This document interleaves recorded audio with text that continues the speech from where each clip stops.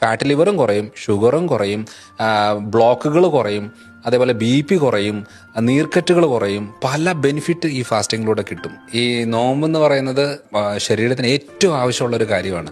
അത് പല റിലീജിയനിലും പല രീതിയിലാണ് ചെയ്യുന്നതേ ഉള്ളൂ. പക്ഷേ ഏറ്റവും എഫക്റ്റീവായിട്ട് വരുന്നതെന്ന് പറയുന്നത് നമ്മുടെ റംസാൻ ഫാസ്റ്റിംഗ് തന്നെയാണ്. പക്ഷേ നമ്മുടെ ഇപ്പോഴത്തെ ഒരു രീതി അനുസരിച്ച് അത് ഏറ്റവും കൂടുതൽ ഈ റംസാൻ മാസത്തിലാണ് ശരീരം ഏറ്റവും കൂടുതൽ ഡാമേജ് വരുന്നത്. എന്ന് വെച്ചാൽ നമ്മളിപ്പോൾ ഒരു ഫാസ്റ്റിങ്ങിൽ നിന്നു.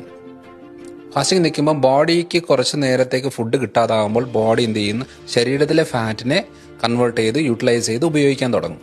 കുറച്ചുകൂടെ കിട്ടാതാകുമ്പം പിന്നെ ഫാറ്റ് എടുക്കത്തില്ല. പിന്നെ എന്ത് ചെയ്യുന്ന പറഞ്ഞാൽ ബോഡിയെ റിപ്പയർ ചെയ്യാൻ തുടങ്ങും.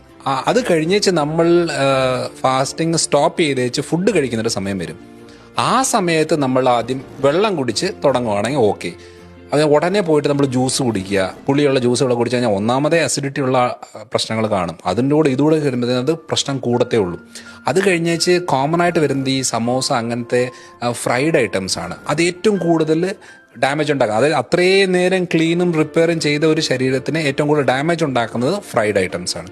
അപ്പം നമ്മൾ ആദ്യം വെള്ളം കുടിച്ച് പിന്നെ കുറച്ച് ചെറിയ ഇതുള്ള ഡ്രൈ ഫ്രൂട്ട്സോ കാര്യങ്ങളൊക്കെ കഴിച്ചേച്ച് പിന്നെ കുറച്ച് ഗ്യാപ്പ് വെച്ചേച്ച് അത് കഴിഞ്ഞേച്ച് നമ്മൾ നോർമൽ ഫുഡിൻ്റെ രീതികൾ, ഫ്രൂട്ട്സ് നമ്മളെ തണ്ണിമത്തൻ രീതിയിലുള്ള, അതായത് അധികം പുളി ഇല്ലാത്ത ടൈപ്പ് ഫ്രൂട്ട്സ് ആയിരിക്കും കുറച്ചുകൂടെ ബെറ്റർ ഓപ്ഷൻ. പപ്പായ നല്ലൊരു ഓപ്ഷനാണ്, ഈന്തപ്പഴം നല്ലൊരു ഓപ്ഷനാണ്. നോമ്പ് തീർന്നേച്ച് ഈ ഒരു അളവിൽ ഇതിൻ്റെ അല്ലാതെ നമ്മൾ കുറേ കാര്യങ്ങൾ കയറുമ്പോൾ, അതിനകത്ത് ബേക്കറി സാധനങ്ങളും ഫ്രൈഡ് ഐറ്റംസും എല്ലാം വന്ന് കയറുമ്പോൾ, മുക്കി കോരി എടുക്കുന്ന സാധനങ്ങൾ കയറുമ്പം ആ ഉദ്ദേശശുദ്ധി നഷ്ടപ്പെടും. അതായത് എന്തിനാണ് നമ്മൾ ആ ഫാസ്റ്റിംഗ് ചെയ്യുന്നത് അതിൻ്റെ ഇത് നഷ്ടപ്പെട്ട് കഴിയുമ്പോൾ ഏറ്റവും കൂടുതൽ ഡാമേജ് വരുന്നത്, ഏറ്റവും കൂടുതൽ ആളുകൾക്ക് അസിഡിറ്റി പ്രശ്നം കൂടുന്നത് ഫാസ്റ്റിംഗ് സമയത്താണ്. അതേപോലെ തന്നെ ഷുഗർ കൂടുന്നത് ഫാസ്റ്റിംഗ് സമയത്താണ്. തലകറക്കം വരുന്നത് ഫാസ്റ്റിംഗ് സമയത്താണ്. ജോയിന്റ് പെയിൻസും ക്ഷീണവും ഭൂരിഭാഗ പ്രശ്നങ്ങളും ഉണ്ടാകുന്നത് ഫാസ്റ്റിംഗ് സമയത്താണ്.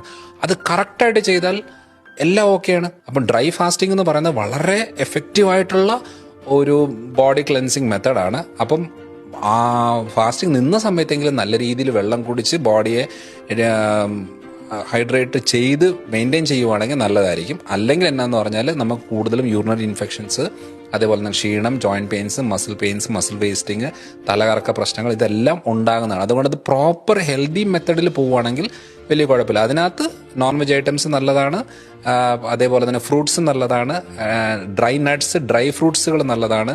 ഈ സമയത്ത് മധുരം ഒന്ന് മാറ്റി വെച്ച് കഴിഞ്ഞാൽ ഫാറ്റ് ലിവറും കുറയും, ഷുഗറും കുറയും, ബ്ലോക്കുകൾ കുറയും, അതേപോലെ BP കുറയും, നീർക്കെട്ടുകൾ കുറയും. പല ബെനിഫിറ്റ് ഈ ഫാസ്റ്റിങ്ങിലൂടെ കിട്ടും. ആ ഒരു ഡയറ്റ് ഒന്ന് പ്രോപ്പർ മെയിൻറ്റെയിൻ ചെയ്തിട്ട് പോവുകയാണെങ്കിൽ ഏറ്റവും നല്ലതായിരിക്കും.